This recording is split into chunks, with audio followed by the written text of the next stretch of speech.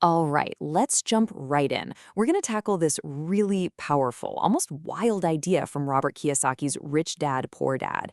And it's this: the wealthy don't just earn money, they literally invent it. Now, I know what you're thinking. That sounds completely impossible, right? But just stick with me here, because we're about to break down exactly what he means by that.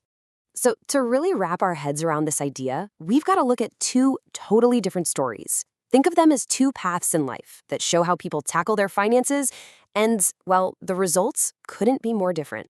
Okay, so on one side, you've got guys like Alexander Graham Bell, total innovator, right? He sees a need, boom, invents the telephone, and builds an absolute fortune from that one idea. But then, on the complete other side of the spectrum, there's this really heartbreaking story from the book. It's about a 48-year-old factory worker who gets laid off. He's desperate, totally terrified he's going to lose everything. You see the difference? One guy literally invented his future, while the other was basically a prisoner of his past. So, what's the big difference between these two paths? Well, a lot of the time, it comes down to the financial advice we've all been taught to follow. Ideas that, honestly, are becoming pretty dangerous and, well, just plain outdated. And here's the core message, the big warning, really. If you believe that a single, steady job is your only security, or that just slowly saving your money is the only way to get wealthy, that's a trap. It just is. In a world that's changing as fast as ours, those old rules, they just don't work anymore. Yeah, the book is just packed with these kinds of stories. Like, there's the woman who always thought managing money was a man's job, and then after her divorce, was left with absolutely nothing. Or his friend who got a great job right out of school, but now he's working 3 different jobs just to keep his head above water, all because he never learned to think beyond that one paycheck. See, these aren't just anecdotes. They're huge warnings about how risky a rigid, outdated mindset can be. And all of this brings us to the absolute core idea, the thing that really separates the folks who are financially successful from everyone else. It's not about how hard you work at your 9 to 5. Not at all. It's about how you use your mind.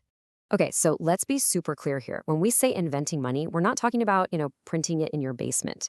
It's all about developing your financial intelligence so you can spot opportunities that literally everyone else misses. It's about solving problems and creating real value where it didn't exist before. It is a complete and total shift in how you look at the world. All right, so that all sounds great in theory, but how does this actually work in the real world? Well, let's dive into a case study from Kiyosaki himself. This is where we see the idea really come to life.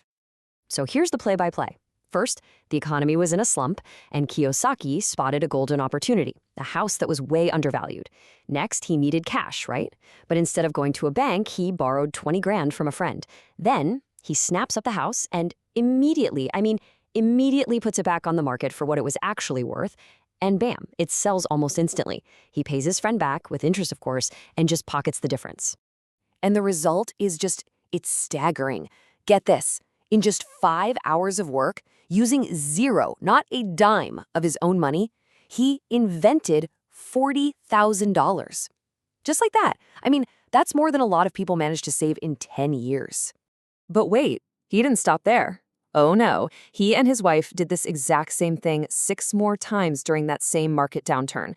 So, what was the grand total? They generated $190,000 in pure profit, all without using a single cent of their own money. It was all about leveraging what they knew and using other people's money. Okay, now let's put that number into perspective, because this is crazy. Around that same time, you had financial experts on TV telling everyone to just save $100 a month. $100.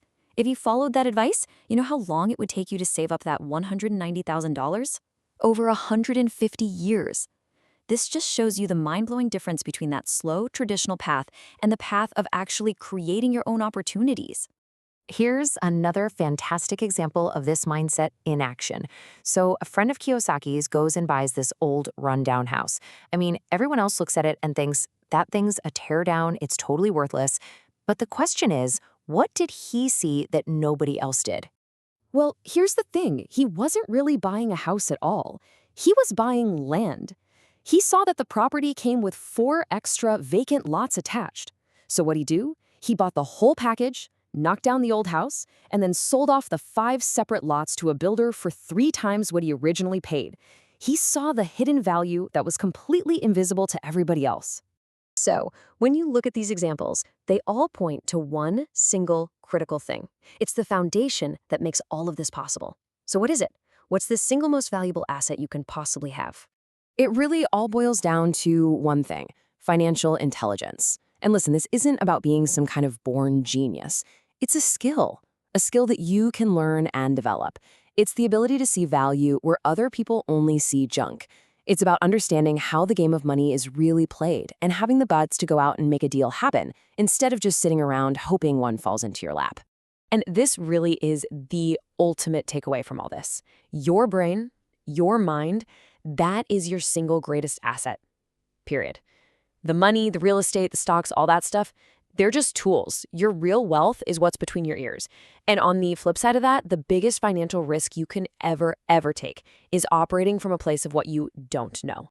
So we'll leave you with this final thought. The world is going to keep changing. That's a guarantee. Markets will go up, they'll go down, but opportunities, they will always pop up for the people who know how to see them. So the most important question you can ask yourself isn't, hey, what's the market going to do next? The real question is, what am I going to learn next?